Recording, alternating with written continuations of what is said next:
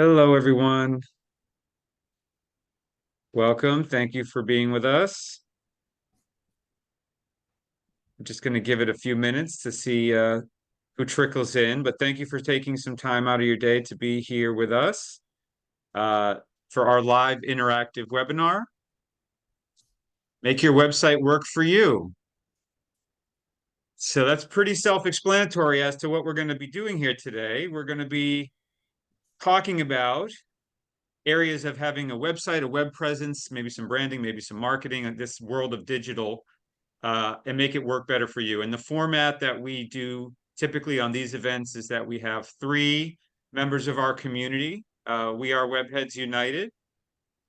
We are a collaborative community of independent web developers. Most of us have had well over 10, 15, 20 plus years of experience in all forms of digital marketing and web.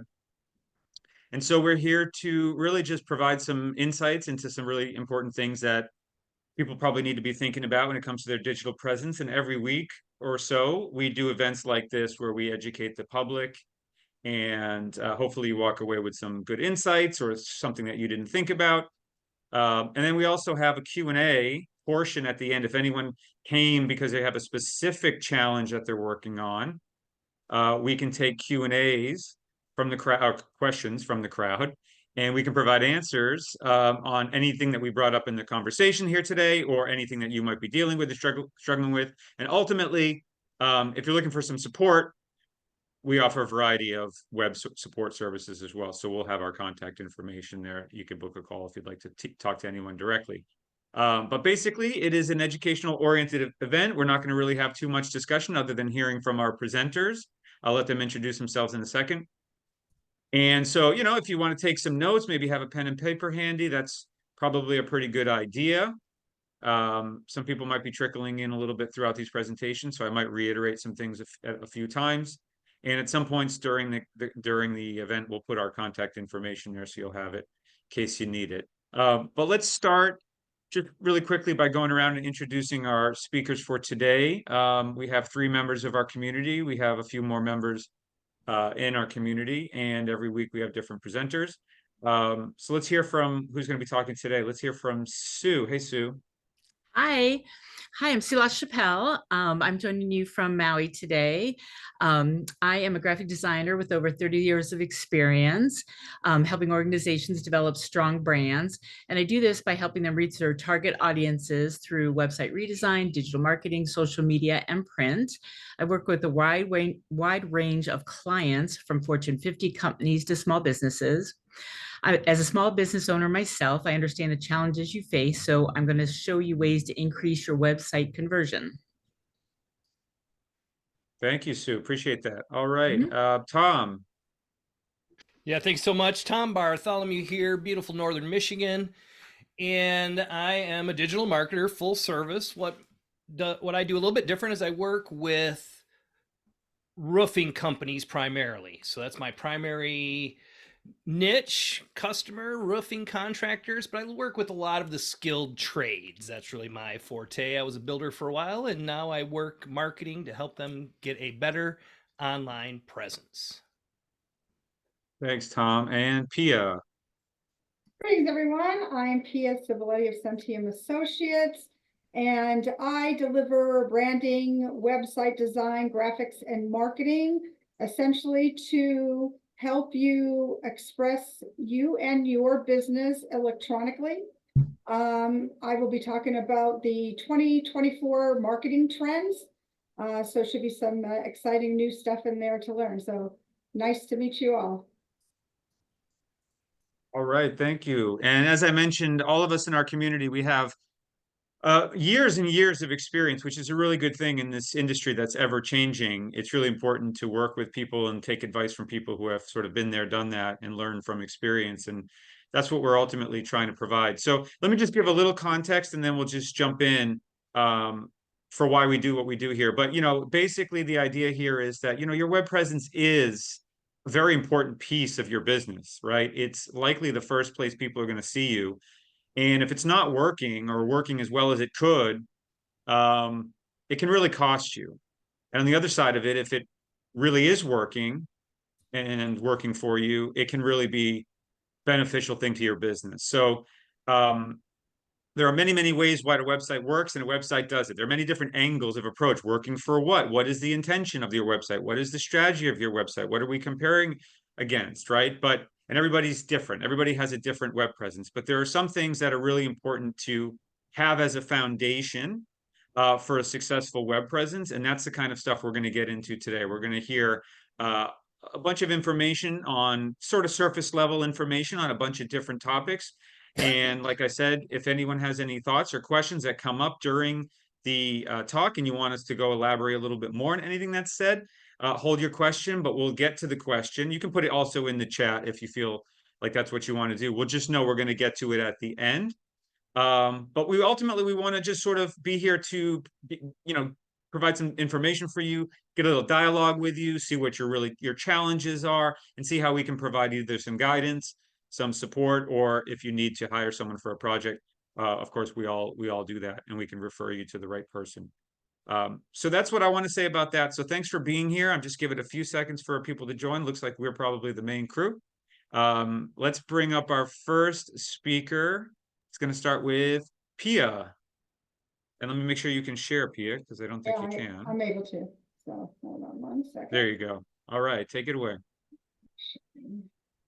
All right. Can everybody see my screen? Awesome.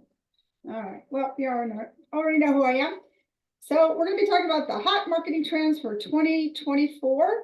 And I actually presented the hot marketing trends for 2023 last year.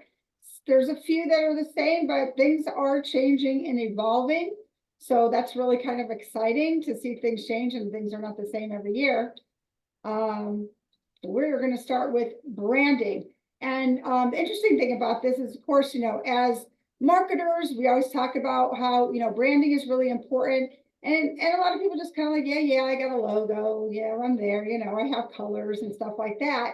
But it's kind of evolving. And people are really looking at branding as this is how they know you.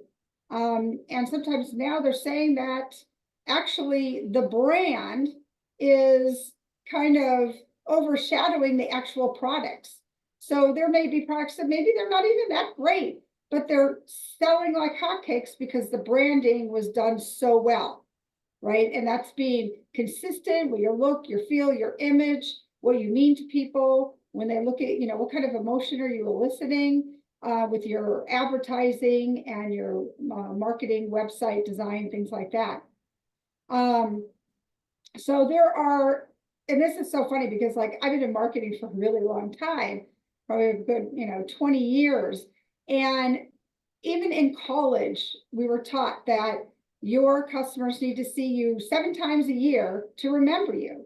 And that stat still is in place today, where they need to see you, your brand, 7 times so they can remember you. They start purchasing from you. And now with social media and everybody online, for them to really share your products with other people or services with other people, right?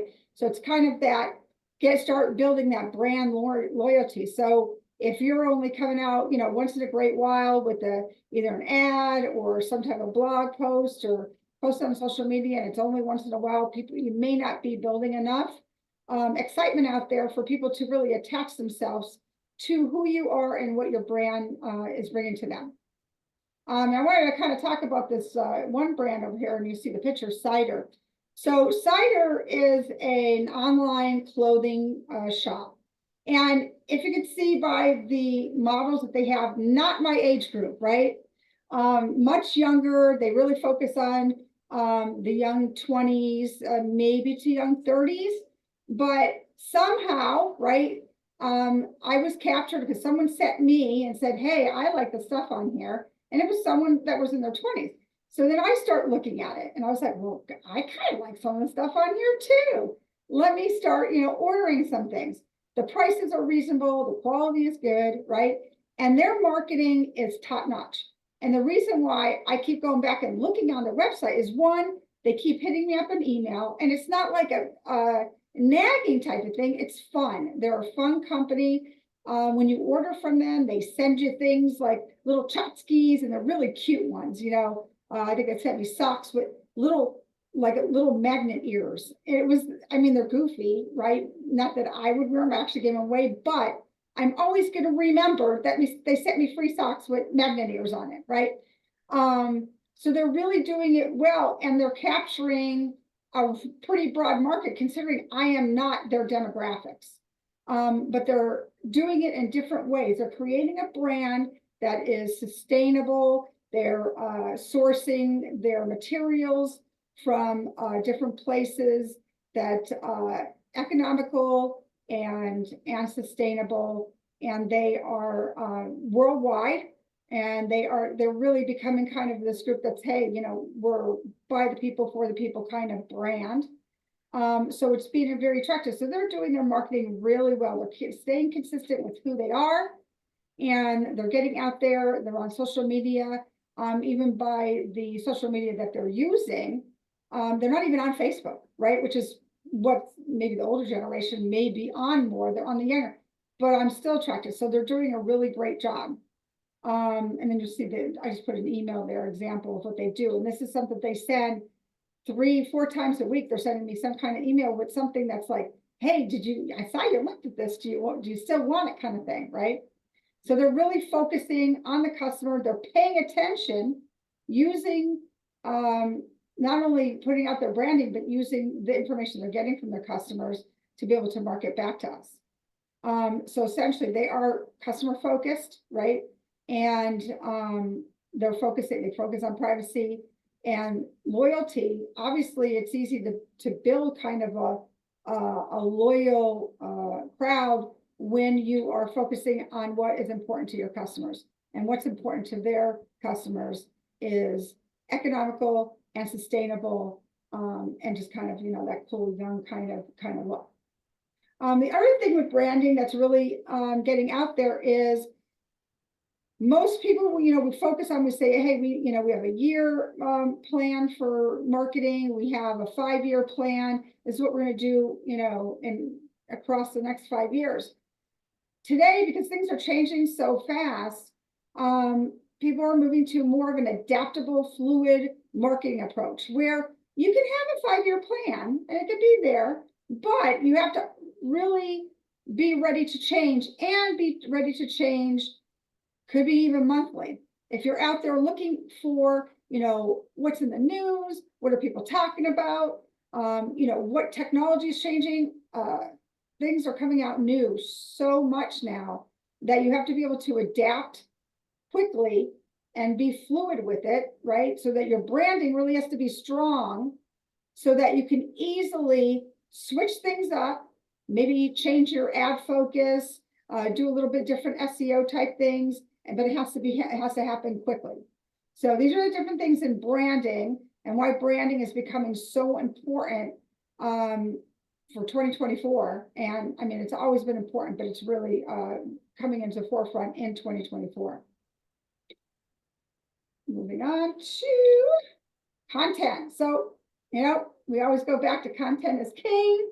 A lot of that is still true.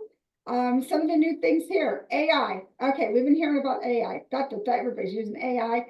Still, a lot of people are like, I don't even know what to do with AI. There's good, there's bad. There's people saying, no, don't do AI. It's a bad thing. What they found that is, hey, AI has its place. So the stats are showing, though, that the combination of AI and human intervention is the best. So if you're using AI to do any kind of content, because one, you don't really know where AI is getting your content, right? There could be privacy issues. They can be taken from different places. The other thing, it doesn't really show you, right? And search engines, and I think even people can tell when your content is solely AI generated, right? It doesn't have you in the content. So it's really important to, if you are using AI, to go in, review everything, change things up, and still make it feel like you, right? Obviously, they'll look at the privacy and the ethical issues around AI and its, far-reaching ability to grab lots of information about you, about who you are, what you like, that type of thing. But one thing that it is helpful for is to capture customer trends, what people are looking at, that type of thing, which has been in place for a very, very long time. All the big companies like Facebook and Google, they've been using this for a really long time. It's really just becoming now in tools that we're able to use, right? So that's somewhere where you can use AI and it's, not really necessarily harming people as long as it's being gathered with people saying, yes, it's okay, you can have this information, right? And most applications have those clauses saying this is the kind of information we are collecting from you. Another item is search, right? Making sure that your Google business profile is up to date. And if you have products using the Google Merchant Center, right, which is for online stores, is really important because Google is using the stuff that's in there to place, when people are searching for things, to bring that to the search page, right? So if you have up-to-date, good images, good video, all that kind of stuff in your Google Merchant Center, this is going to help you a lot in 2024, as well as your Google business profile. It's not just about having, I have my address in there, my phone numbers and my work hours. You've got to go in there and keep updating your content, putting your specials in there, putting pictures, even if you can put links to blogs and things like that. So go in there and do a Google business profile update once or twice a month, just to ensure that Google knows that you're still there, you're updating, and your stuff is new. Another thing that's coming along that has been for the last couple of years, but is really being brought by, especially by the younger generation, is voice search. A lot of people are using their voice search on your cell phones, they're using your Alexa, those type of things, which means that when you're doing SEO, when you're doing your content, you have to build things not by just one word type things. They're really looking at long tail keywords, conversational phrases, and structured data in a way that is conducive to when people are using that verbal voice search, right? So you have to think a little bit more when you're creating your content, not just about getting the content on a piece of paper and just saying, oh, I'm going to throw a couple words in there because this is what SEO says. It's some good words to throw in there. You really got to think about how you're phrasing things. Put yourself in your customer's position and say, what are my customers asking? If they're going to ask, talking to their cell phone and they're looking for something, a service or product that's similar to mine, what are they saying? And so building that into your content is going to be really important. Okay, so next is the EEAT. Now this has been around for a couple of years, since 2022. And Google just, recently, last year or so, added experience. So they added another E on there. So who knows where it's going to go from here, right? We might have like a 10 acronym in the next 10 years. But the thing that's really kind of cool about this is AI really can generate experience. You have to do that. Your experience with your products and services is ultra important with this. And this is the stuff that you need to put out there. So when you're looking at content marketing, you want to go through and you want to list, what is my experiences, my expertise, my authoritativeness and trustworthiness? What stuff can I talk about in my content, in my advertising, in my social media posts that's going to include these 4 areas? Because Google, I love Google, right? They tell you the rules. They really do tell you the rules, but you got to follow them. And as long as you follow them and do what they're telling you to do, they're going to like you and they're going to put you up there in the search higher than you normally would be. So it's just one of those things to put in your marketing plan when you're thinking about marketing and your content and stuff like that, doing your EEAT listing. The next thing is the content automation. So this is really getting, it's good. There's always a good and bad, right? So with content automation, it means that you got to open yourself up to looking at different applications that they help you, very helpful, but there is a lot out there like HubSpot, right? HubSpot's a big one, it's been around for a while, where it helps you take your content, disperse it, based on a calendar, it fits in with social media, that type of stuff. But it's helping you automate so that you don't have to go in there every day, or even maybe even once a week. You could set out your content marketing for the next quarter, right? Keeping in mind, of course, that things are changing, so you have to be adaptable again. But you could go ahead and set it and it runs for you, right? Really important thing that's going to help you save time. Marketing is becoming one of those things that's just necessary. And with that, it takes up a lot of time. So to help you, using content automation systems like HubSpot is really going to be a big thing now coming up in 2024. Luckily, there's a lot of applications that have been out there for years. So they're really solid applications with lots of training to help you be able to implement that. Otherwise, there's always experts like the webheads that are out there ready to help you implement these type of programs. And one thing I talked about with the branding was being able to be adaptable. Again, with content, this is coming in again. So obviously, adaptability is definitely a 2024 trend. Being able to look at how your consumers are giving you feedback, what their needs are, fluctuating budgets, and what people are, what you're hearing about, people are talking about. You need to fluctuate your content easily, right? Adapt it and put it back out there depending on what customers are saying. Really taking advantage of customer feedback, what's out there in the market, what people are talking about in social media. So that's with content. And I'm talking fast to try to get this all in there because there is so much in here. Social media. We all love social media, don't we? But social media, again, in 2024, it's always going to be here, but it is evolving. So we've been talking about search engine optimization using Google, Bing, Brave, all those type of search engines, right? But right now, the newer thing is that, and especially with the younger 20 to 30-year-old group, they're using social media as search engines. If the younger generation is using the social media as a search engine, guess what's going to happen? A little by little, the older generations are going to pick up on this and they're going to start using it, which means regardless of what your market is, right, age-wise, you're going to have to start looking at this as something that's important. How are you using SEO, not only on your website, but in social media, right? So looking at the keywords, and then again, we got to go back to phrases and long tail keywords, those type of things. All is going to be the same importance in your social media type posting and conversations and things like that. So just keep that in mind. The next thing is the ephemeral content. I had to put like the pronunciation, because every time I look at it, I go, what is it? So ephemeral. So what this is the things like Instagram, Facebook, Snapchat, things that are the reels. It's kind of like, which Snapchat has been from the get-go. You put it there, it's there for 24 hours, and it's gone, right? So it's kind of this continuous flow of content that's always new. It only shows for a certain amount of time, and then it's gone. This is really creating the FOMO, fear of missing out type of thing, right?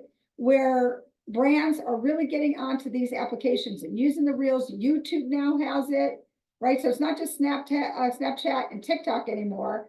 Now it's pretty much all the social media applications like Instagram and Facebook and YouTube are getting into this kind of quick information. It's not like, the YouTube videos that stay there forever. It's there and then it's gone, right? Again, the younger generation is using YouTube Shorts 95%, okay? That's huge.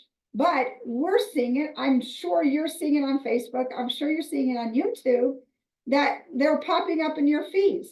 Are you watching them? I know I am, right? Going through these little 10, 20, 30-second things and say, what are people saying? What are they showing us? That type of thing. Well, guess what?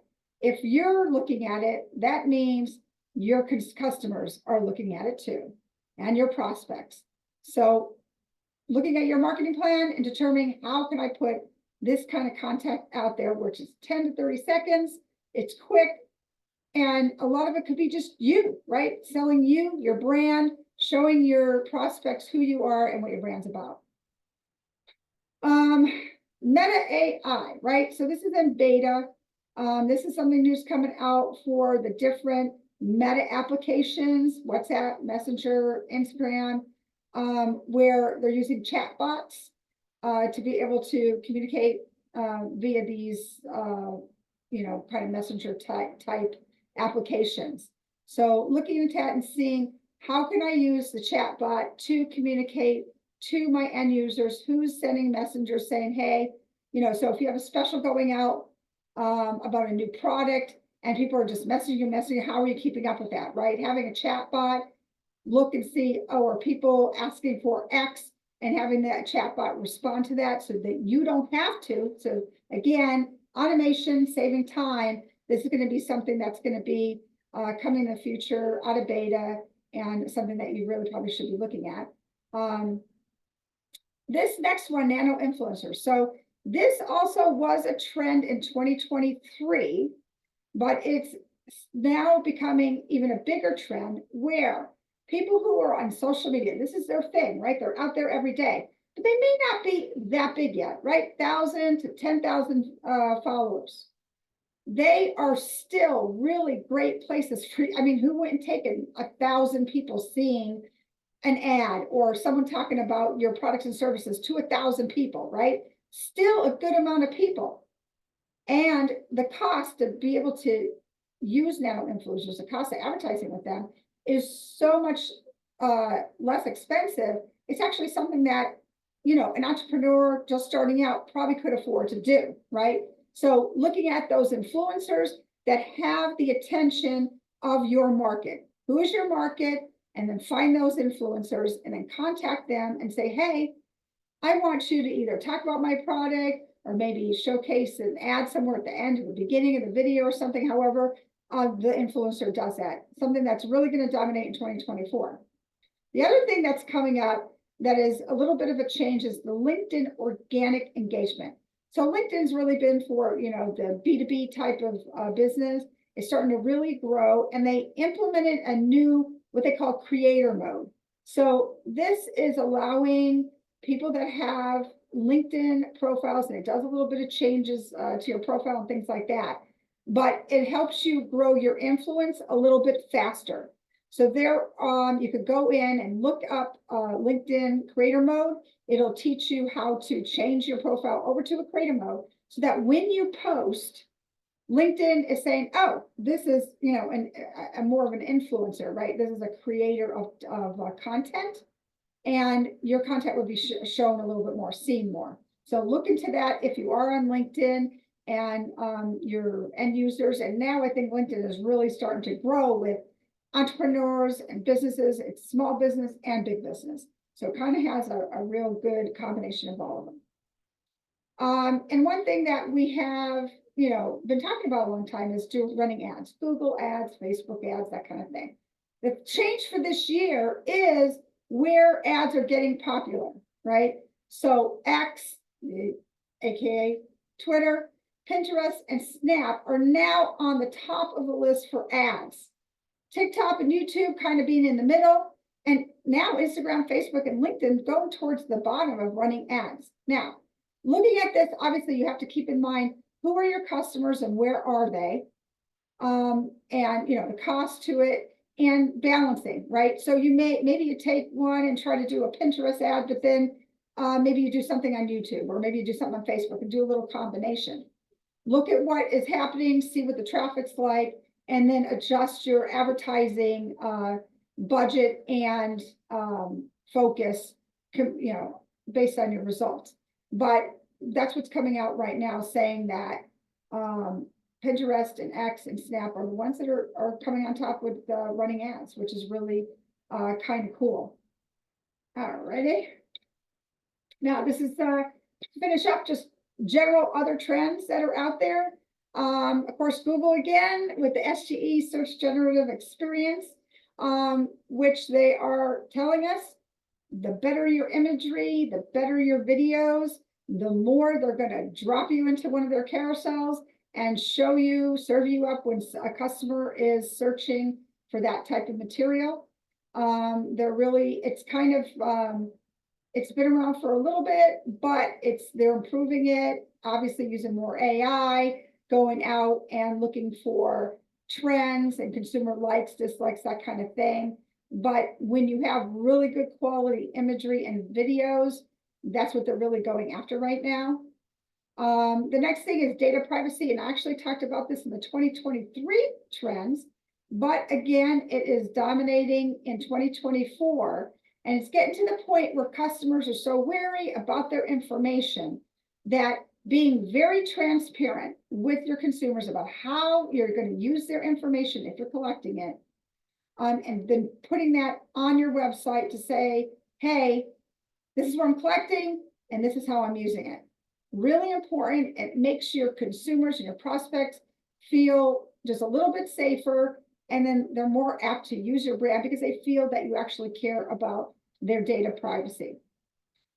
The other thing that's coming around is sustainable products. So as I talked about cider, right, and they're advertising about being sustainable and where their clothes and the products, the materials that they're using are recycled, that type of thing, with all products. Even with the people who do marketing, they're coming up with marketing professionals having a lower carbon footprint, right? Doing that type of thing. So it's really going across the board. Consumers like sustainable products. They like things that are made locally. They might like things that are showing that they're being ethical, that you're focusing on human rights, biodegradable. And we've seen biodegradable for how many years now, right? 20 years or so. But consumers are really paying attention to brands that are thinking about their products, thinking how they're making it, how they're putting it out there, because people want to save the earth, save humanity, and that's a big thing going on, right? Obviously doing it for the right reasons. Video marketing also is another trend that is just continuing. It's been on increased momentum over the last couple of years. They say in 2024, video marketing is going to be huge. So if you're not getting into the video marketing yet, something you might want to look at, there's tons of webheads and other professionals that will help you create some video marketing, but you could just as easy get your cell phone, put it up there, and start doing some videos on your own. I do think the market is a little bit more lenient with not having, going into an actual professional studio to do this type of video marketing. What it really comes down to is, regardless if you do it in a studio or in your home, they want to see you and the authenticity of you and your products and your branding. Okay. Another trend that I talked about last year was podcasts. They're saying now podcasts are actually becoming more popular than blogs. So people are listening to podcasts. You could work and do some work and still listen to a podcast, right? We're all kind of multi-functioning. And the thing that brings that in is that, where are you advertising? So only, looking at social media and doing some of the X advertising, or maybe Snap, that type of stuff. Also, another place is placing ads on podcasts where the audience is the audience you want to talk to, right? It's not, if you're looking at a podcast that maybe, again, the nano influencers, maybe it's not a podcast that has millions of viewers, but maybe it has a couple thousand viewers. It's really inexpensive to do some advertising on these type of podcasts. So again, in 2024, podcast is increasing, and it's something to look at. And I wanted to show you a couple little examples about how, privacy, having something like this pop up on your website is really important, showing people, hey, I care about your privacy, as well as even Shopify is putting emphasis on eco-friendly products. They're telling you, hey, we found all these eco-friendly products. Here, maybe you want to sell some of these things. So there are organizations and big companies that are pushing this, even for the small, products that maybe they're not huge products, but they are pushing that ethical, eco-friendly type of flair to them. So that is that with the other trends. And that was the completion of my presentation. Hope you learned a little bit about the 2024 marketing trends. If you have any questions, I'd be happy to answer them. Again, I'm Pia Civiletti of SMT Associates, and thank you very much. All right, thank you, Pia. What a comprehensive overview of the landscape of 2024. That's amazing. No, it's really good. I mean, this is what we really are setting out to do, is to just provide a variety of different things to think about. Not too many people are aware of what they don't know, or what they need to know and what they don't need to know. And it's really helpful to kind of have a lens to focus on, to say, you know, not everything applies to everyone. Not every strategy applies to everyone. But to give people an overview of what's coming is really good. So we're going to go a little bit more from there. But if anybody out there, I'll just always plug everybody who speaks because they're so great. If anybody out there is looking for any kind of a brand evaluation or rebrand or strategic thinking around your marketing and reconfiguring things, definitely reach out to Pia. Every one of us that's here today, the one thing that we do offer is a complimentary conversation with you to talk about how we can help you. That's pretty much it. We're not trying to pitch you or sell it, anything other than our time if you need us to sort of help you get on the right track. So Pia's info is there. Great. Let's move right along to our next speaker and topic. It's going to be Sue. Come on up, Sue.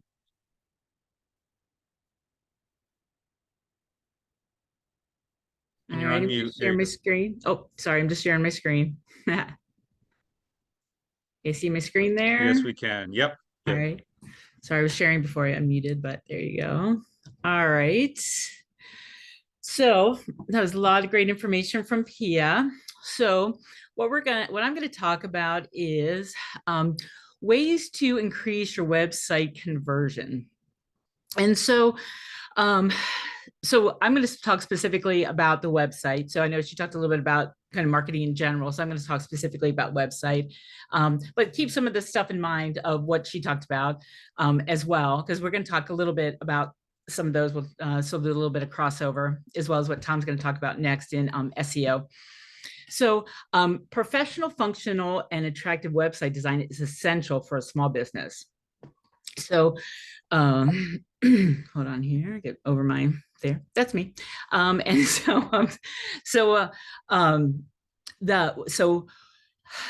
what does investing in good website design do for you? So it establishes credibility.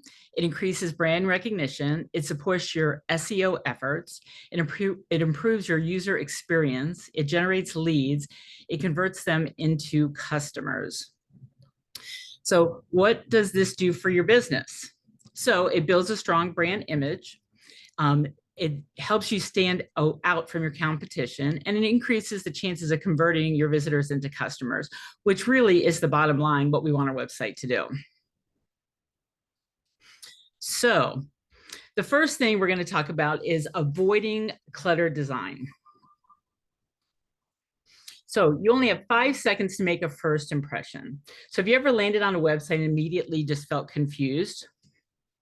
So you look around the page and you really have no idea what they do or what you're supposed to, where you're supposed to go on the site. So here's an example of a website. You look around, you clearly can tell they do something with cars, but not exactly sure what you're kind of supposed to do in the middle. Excuse me. Sorry, I have a little bit of congestion here. It's similar when you go to a networking event, you meet someone and you talk to them for a long time and you end up walking away and you kind of don't know what they do. So similar on the website, you want to make sure that when people come to the site, you actually know what you want, what you're supposed to do and what they do. So a simple clutter-free design focuses on functionality, ease of use, and the user experience. So most importantly, you want to make sure your message gets seen. So let's look at another example here. So this is eBay. And most people are going to say, oh, eBay, it's got to be a really good site. That's a big company, but not necessarily. So when I look at eBay, and I swear when I go here, I'm like cross-eyed because I don't know what you want me to do here. And so I tried to buy some stuff the other day, but I'm not exactly sure. I can add it to a wish list. I can bid, I can buy. I'm not exactly sure what you want me to do. And so the issue when you come to a page is that you want to make sure that when I come here, the page visually leads me through to what you want me to do, so that my eyes are going to the right place. So how does avoiding cluttered design increase conversion? So when there are fewer elements on the page, visitors are less likely to get sidetracked and more likely to focus on the main message. So this can lead to higher conversion rates. So number 2, design your website with the user in mind. So WIIFM, what's in it for me? In every business, your customers are the most important thing that you need to focus on. And that's why you should design with the website, with your audience in mind. What do they want? What do they need? And what motivates them? And that sounds really easy, but you'd be surprised how many people don't do this. Hold on one second, I'm not going to there yet. So what you want to do is you want to focus on the benefits of using your product or service instead of just listing the features.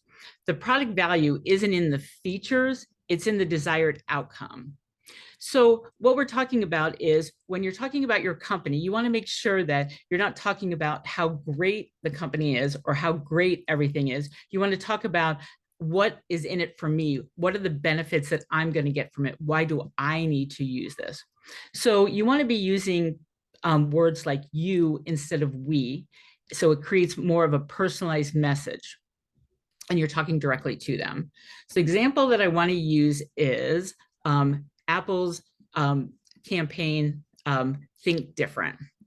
So this is a classic. So some of you may not know that, may remember seeing it, but so this campaign wasn't about buying the Apple computer. It wasn't come in and buy this, but what they focused on was think differently. So the ad focused not on the actual product, but the idea of being creative and innovative.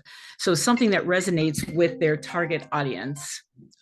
So it taps into the desire to be creative. So their market was the designers and artists instead of people who were necessarily programming. Now, the market's a little bit different, but when this came out, that's what they were focused on. So next one. So how does this increase conversion? So when pursuing or persuading someone to act upon an idea or take advantage of an opportunity, highlighting what's in it for me is key in creating a compelling argument. It increases their engagement and likelihood of conversion. Okay, so number 3, so strengthen your call to action. So a strong call to action will grab a customer's attention and incentivize them to take the decisive step necessary to achieve their goals. So I'm going to give you some examples. So the call to action, sometimes you'll see it referred to as a CTA. So it encourages them to do something. So on this, you see sign up for weekly goodies. And it's not always just like learn more or submit. So you want to do something that gives them a little bit more so that they understand what they can get. This can also be their buttons. Sometimes they're forms. Sometimes they can be banners. Sometimes they're links. So that's what the call to action is. A well-crafted and implemented call to action distinguishes between a visitor bouncing off your page and taking the actual desired action. So here's one to be able to get a free estimate. So you can save 25% on monthly bills. So they're giving you actually what the outcome is. So here's to a monthly box of dog goodies. You can get started, you can give them as a gift.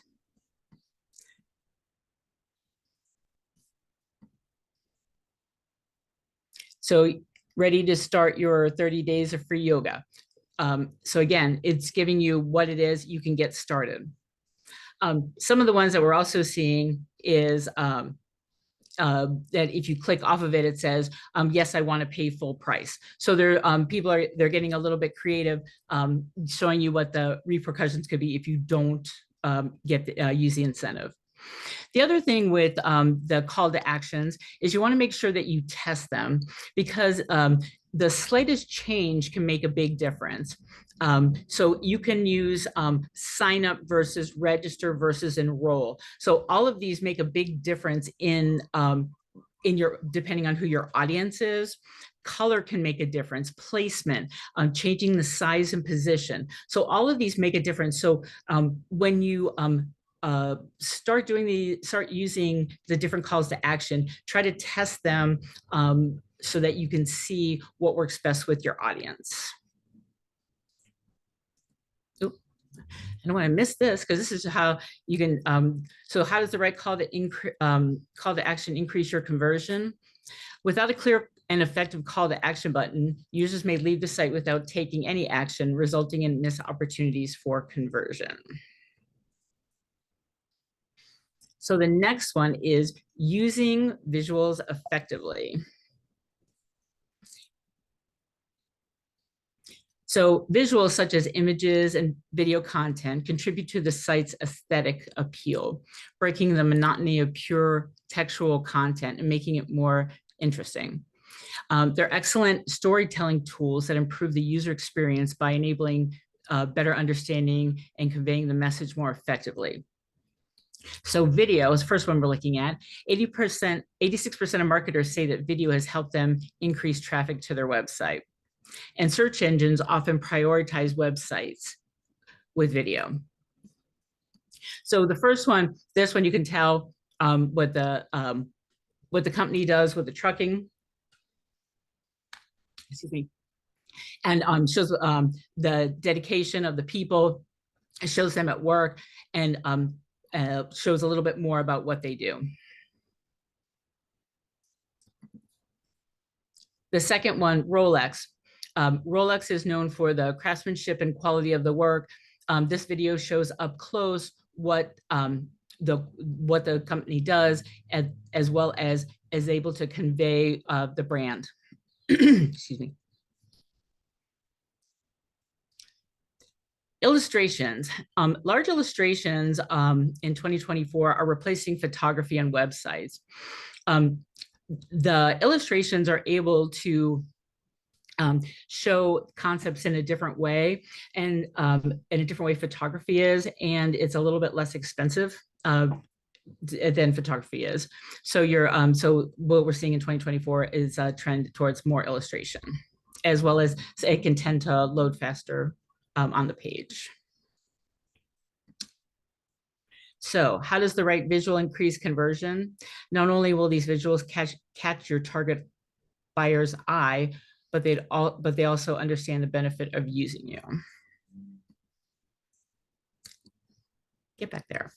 The last one here is assist with live chat. I don't know why that wants to keep running away. So 58% of B2B companies have integrated chatbots on their website. B2C companies are just a little behind, with 42% of them harnessing the potential of chatbots. So chatbots, if you see on this one of my client sites down in the lower corner, you'll see it says chat with us. And so this is, as Pia was talking about, she talked about the chatbots on there. So they are the AI assist that can be installed in your site to help answer questions that for the user on the site. So it's really shaping the web design trends, especially in the e-commerce space. And so they're really helping answer a lot of the customer service questions that come up. And so 58% of B2B companies have integrated chat on their website, meaning that that's more than half of the companies that are using this to answer questions in real time for people. So it really enables companies to assist them without having to take anyone away from their day-to-day business. And so, as I said, you can see that it starts, so it doesn't necessarily have to take over your site. Someone can click on it to enlarge it, and then they can type their question. There's a number of different softwares that you can use. These are from the client side, are able to fill these with the questions and answers so that you that you have the answers come up that you want to how they need to respond. So these are a great tool to get the questions answered quickly. So how does this increase conversion? When you assist customers with the right information in real time, it helps them make quicker decisions. Promptly addressing sales queries impacts conversion rates. So your website should be your most important digital marketing channel. So take the time and experiment with these strategies to ultimately find the methods that increase the website visits and conversion for your website traffic. So these are not the only ways to increase website conversion. It really depends on your business and your market, as well as your clients. So I'm happy to talk with anyone about their website conversion needs. I offer a 30-minute discovery that I put in the chat. So if you'd like to talk, please schedule a call. Thank you. Right. Thank you, Sue. Diving a little bit more deeper on some of those things that ultimately, yeah, I mean, what are we trying to do with our web presence? We're trying to convert someone to do something, whether they're reading something or downloading something or buying something or signing up for something, right? It has a purpose, it has an intention. And if there's no clarity behind that or a lack of clarity, it can be the difference between success and failure. So thanks, Sue. Great stuff. Once again, if anybody feels like they resonate with Sue and want to have a conversation with anything Sue talked about, you can find her information in the chat. And if you want to post it again, Sue, in the chat so it's fresh, go right ahead. All right, we're going to move on to our third and final topic of today. This has to do with something that's always on everybody's mind. It's the world of search engine optimization. We touched on it a little bit in the first two, but Tom is going to go a little bit deeper on some things and give you a little more clarity about what's important when it comes to SEO. Thanks, Tom. Yeah, thank you, Joshua. And thanks, Sue and Pia. What great information they've been giving us tonight. And thank you guys for coming out. We couldn't do this without you guys showing up and being here with us. So we hope you participate when we get to the Q&A. And so what I'm going to talk about is some search engine optimization. SEO is what we'll call it. So if I refer to SEO, that means I'm talking about search engine optimization. So here we go again, Tom Bartholomew. And there is a QR code. If you're not sure exactly how a QR code works, you just use your camera on your phone. You just hold it over there and it'll give you a link. Real easy to do. So we're going to move right along here, and search engine optimization. That's our dictionary definition, right? And really what SEO is how we optimize our website so we show up better in search results. Because if we're not on the first page, well, you're nowhere, right? There's a joke that I like to tell sometimes is, where do you hide a dead body? Well, on the second page of a Google search, of course, because nobody ever goes there. So in order to be found online, you need to get to the first page of search. But how do we do that? Well, there's a lot of different ways that we can optimize our website for SEO, and one of them is on-page SEO. So these are things that we can do on our own website. We can control this, and these are ways that we can do ourselves with most web builders.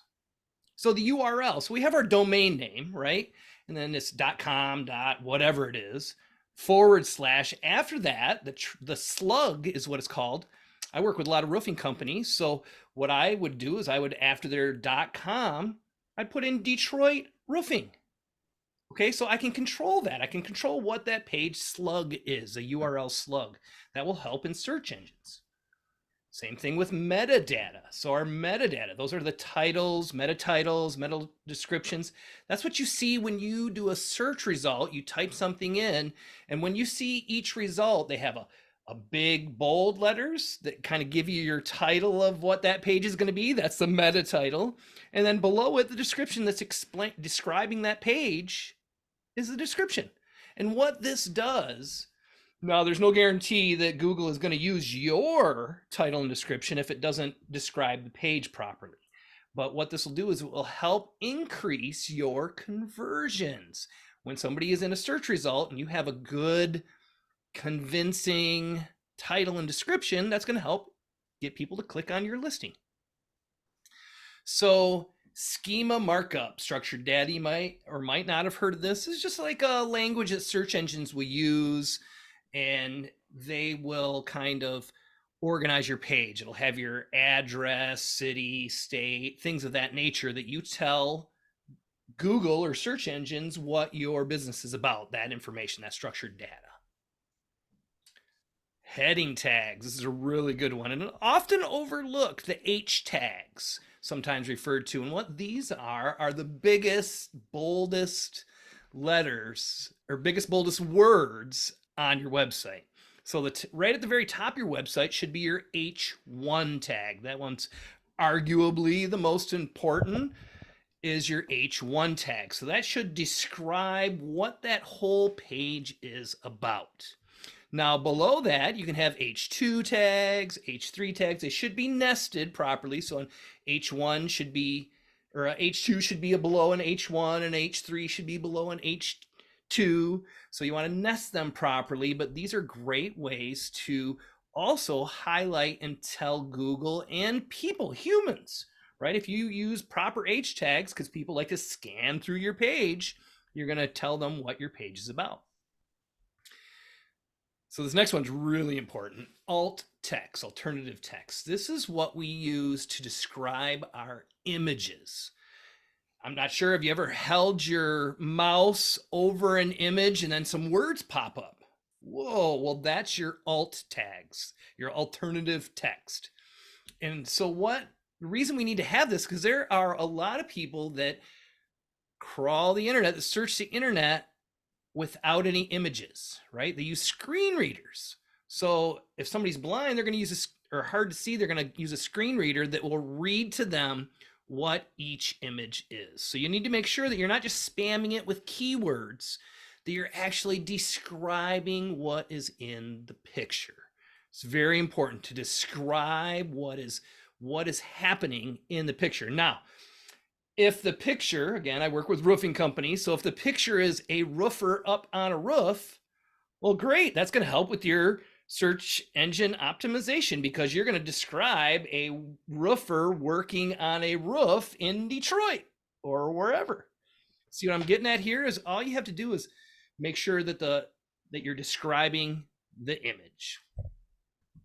And the last thing that we don't think about for SEO is page speed. Why would page speed have to do with my SEO? Well, the reason is because people don't like to wait, especially today in 2024. Our attention span is like this big, and maybe even less. So we want to make sure that our page loads quickly, because if it doesn't load quickly, people are going to do what we call bounce. That means they're going to leave your page faster than it can load. And what that does is it sends a signal to Google. Boy, they didn't spend any time there. They came back before that page even loaded. I'm not going to send people to that page anymore because they're not having a good user experience. It's all about the user experience. So make sure you have high page speeds. So those are activities we can do on our page. Now, another thing that we can do is we need to know who our customer is. Now, you think, why do I need to know who my customer is? I know who my customer is. I sell my stuff to everyone. Well, there's a saying in marketing that if you market to everyone, you market to no one. Okay, because how can you solve every person's problem, right? Just like Sue had talked about, the WIIFM radio. That's my favorite channel. What's in it for me?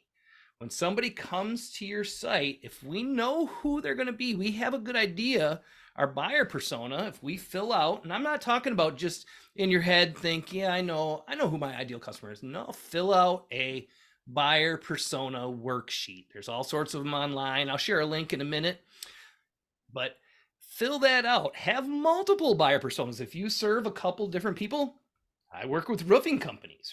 So I know that that's one of my buyer personas is a roofer, a roofing business owner. So you need to know that way it helps me hone in on my marketing message. So I know instead of trying to talk to everyone, I'm talking to roofing contractors. So I can really tailor my message right to them. And another thing about having a buyer persona is that when you work with somebody like Joshua, Pia, Sue, or myself, a marketer, you can give them your buyer persona and they know exactly who they're trying to market to. So it's really a good idea to have a buyer persona. Like I said, I will share a persona worksheet with you in just a minute, a link to one. So now that we know who our customer is, we're solving their problems like Pia and Sue were talking about earlier. And what do we need to do next? Well, the next thing we need to do is we need to know who our competitor is. Who is a competitor? Well, here's another one. That's SEO? Well, absolutely it is, because if your competitor is ranking higher than you, and I'm going to guess they are, you wouldn't be here. If you were number one in search, well, then you'd probably be good. But so there's your competitors above you in search.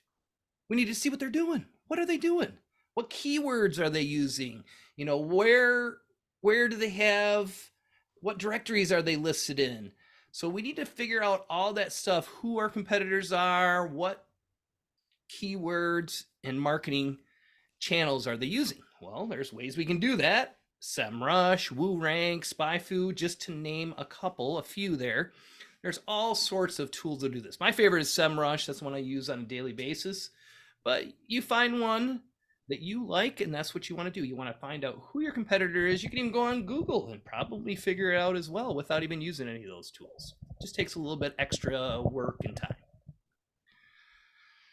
So now we've done the on-page SEO. We learned who our customer is. We defined that through a buyer persona. Now we figured out our competitors, what keywords they're using. We're going to implement those into our own by using the Google EEAT. And Pia kind of covered this a little bit. So it used to be EAT, EAT, Google EAT. And then they added the extra E for experience. So experience is that firsthand knowledge. Kind of like Pia mentioned that if you're just using AI all the time, it cannot put in that firsthand knowledge because it's not coming from you. It's not firsthand. So you need to make sure that you are also adding into your articles if you use AI to write your articles. The expertise, that in-depth subject proficiency. Have you wrote about this on other websites? Do you post about this on your Facebook page, right? These are all building your expertise. Do you have certifications or awards or a diploma or anything that shows your expertise? That's one way to put it in there. Authoritiveness. Now, if we look at authoritiveness, that word, and we look at the first part of it, that first part of it is author.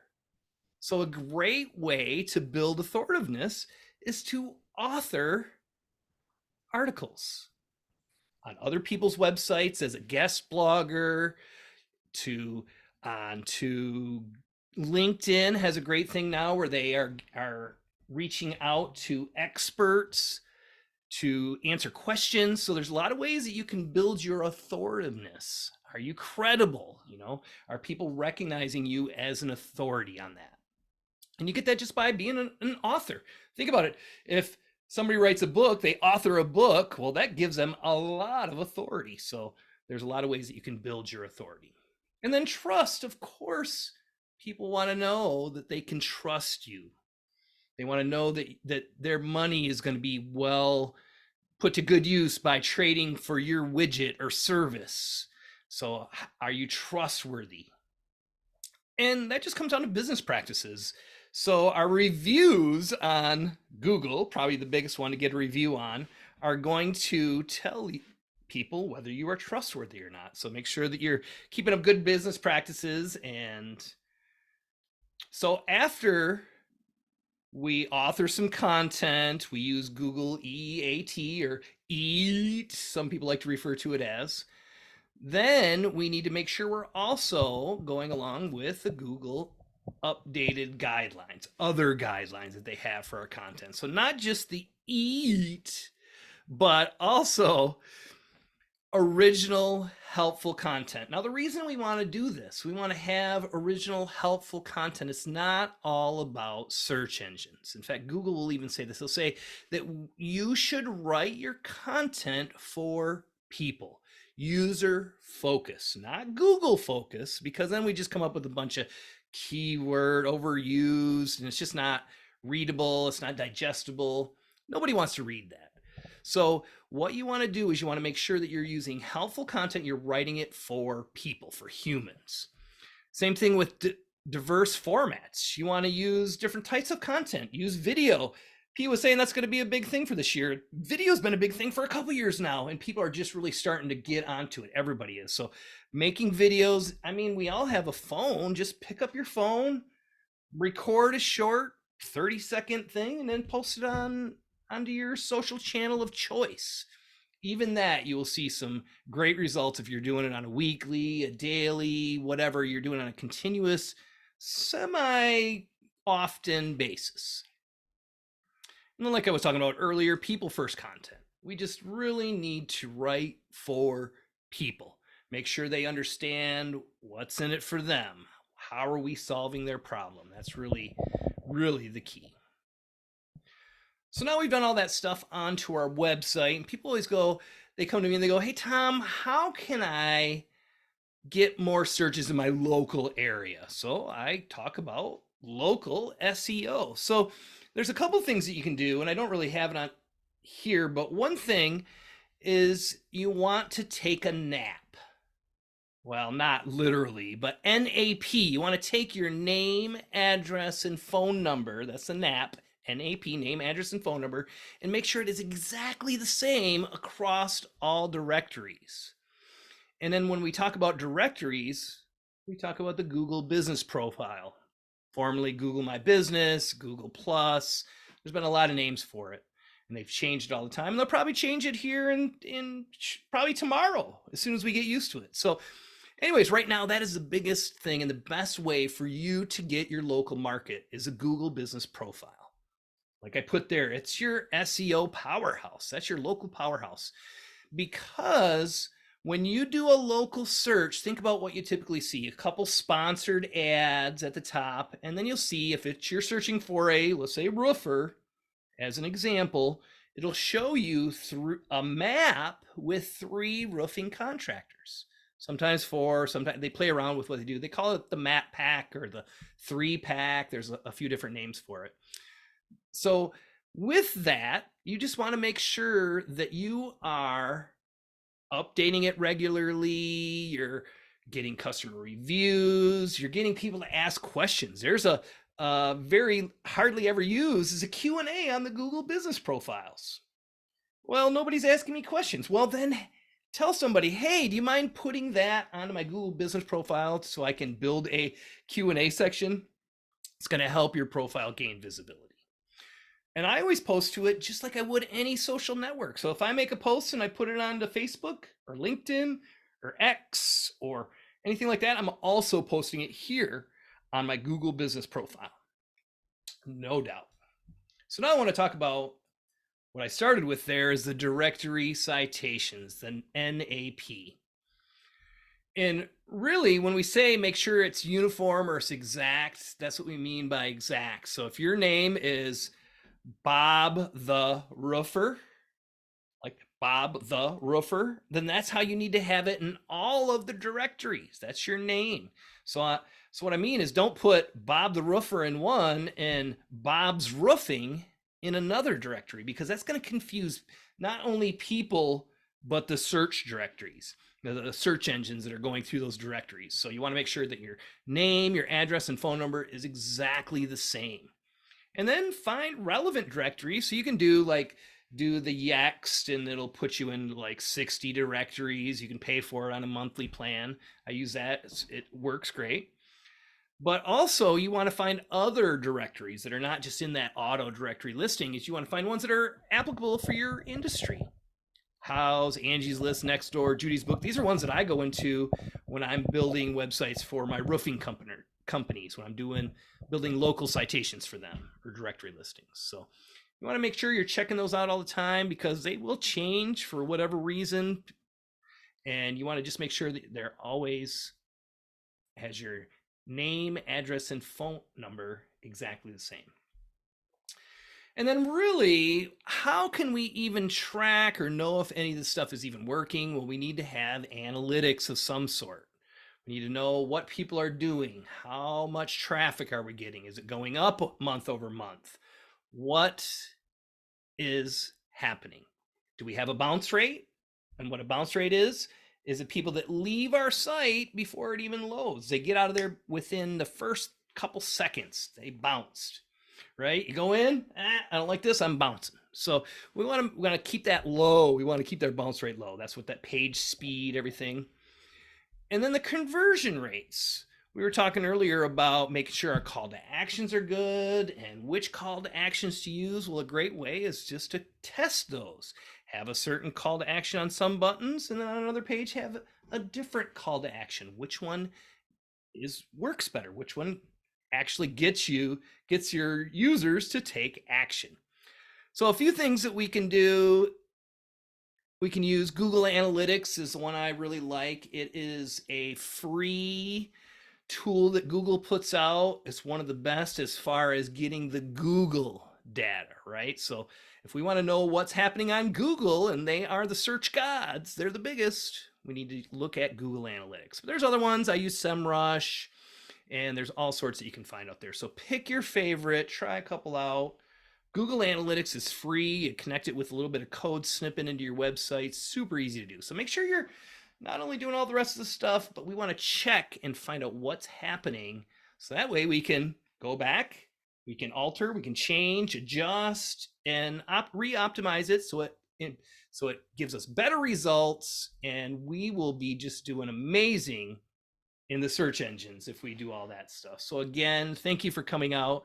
My name's Tom Bartholomew. Hold your camera right up there on that QR code to get that link. And I, just as well as Pia and Sue, offer a 30-minute consultation. I have my link in there. I'll share it again along with that buyer persona worksheet. And thank you so much. And we look forward to all of your great questions.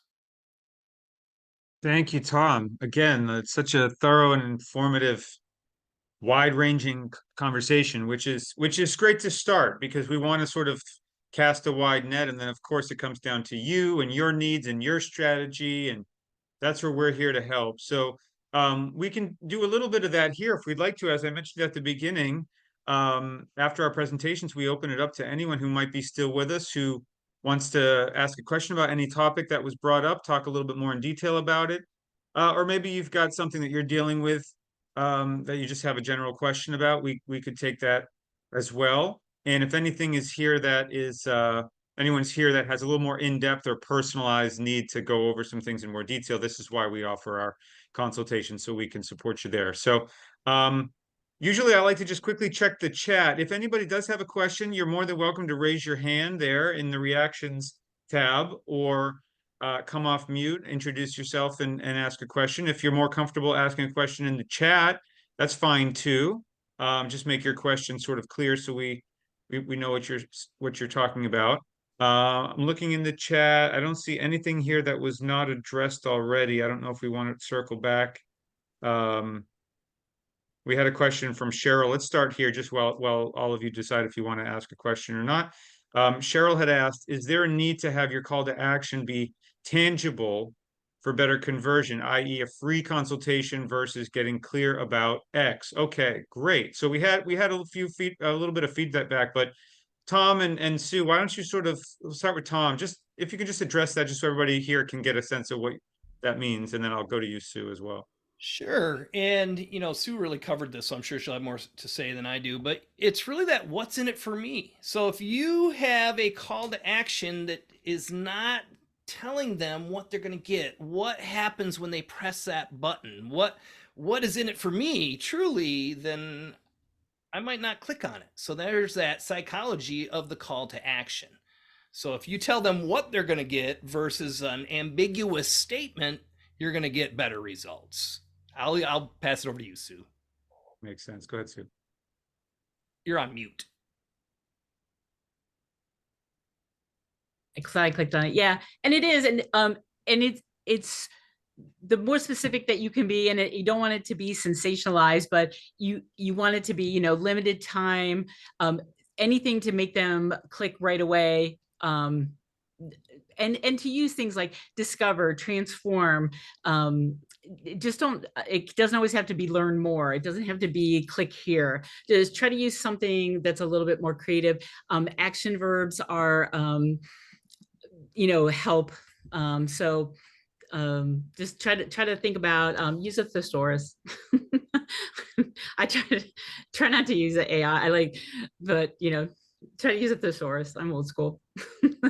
Another thing with like call to actions, if you can really catch their attention, like I have a CRM that I offer a 30-day free trial. So my call to action is get started for $0. Yes. Well, who doesn't want that? Get started for nothing. Great. Yeah. Get started for free. Yep. Yeah. Yeah, and it's really important to know what your audience needs. Like our call to action, we're transparent. Our call to action is, if you'd like to schedule a phone call with us, have a 30-minute phone call, let's do that. The reason why that is our call to action is we determined collectively and individually that what people most likely need is a reliable, trustworthy web partner that they can actually have a conversation with, that's going to ask them questions, that's going to talk strategy. That's why we offer that. If we offered some kind of a strategic guidebook, or that might be close to, there are other things we can offer, but you want to make sure you cater your offer to really what is a great, I say, first step that someone would need, that Right. gives them value and gets them closer to you. So yeah, great answers there. I see a hand up from Mark. Let's go to Mark. Yeah, my name's Mark. I have GRF training in New Jersey. I primarily teach Red Cross first aid, CPRD classes, and I also teach situation awareness. It's off topic from what you guys are discussing, but right now I have about 30 to 40 classes on my website that I'm publishing now. I change it daily. So I want to be able to have a spreadsheet, an Excel, that I can put the add to, for lack of a better phrase, I know you talked about the add to cart button, in the spreadsheet and upload it. My issue is that I have it working on the spreadsheet to the right to the right location, but when I upload that same link to my actual website on WordPress, I'm using one of the plugins. It redirects it from PayPal for the add to cart button. It redirects it to my website once it's on the website. If I'm saying that clearly or not. So I have Yeah, it. So that's a great example.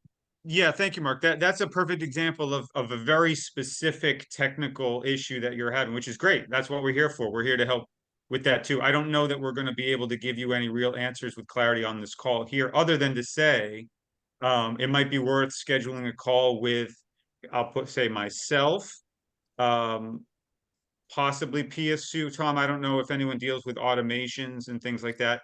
And then what we can do on these calls is typically do a screen share and look and see what you're going through and where your connections are and what your setup is and what you're looking to achieve.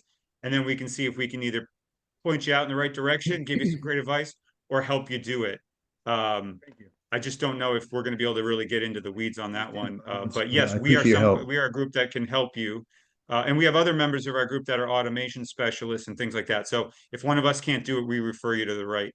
Josh, can you put up a link to you again that I can save it? If that's possible. I just put a link to myself. Or it's just so where would the link be in the chat? I also will give a link. I'm gonna in the chat, and I'm also gonna put a link for everybody to to a page where you can get all of our contact information all at once. That way, Mhm. that might be helpful. I would say just click on Thank you. that, and then it'll open up in a new browser, and you won't lose it. But yeah, Mark, I don't want to Oh. brush you off or anything. You have a great I question. You understand. have a specific need. I think that's a perfect example of why we say let's get on a call. Anything generally, Mark, that we could help you with, or is it No, really about? other than that, right now, I'm okay. But Okay, thank you. great. Great. I'm looking forward to talking to you if you'd like to You book a got it. call with myself or anyone else. Thank you, Mark. Thank you so much. Great.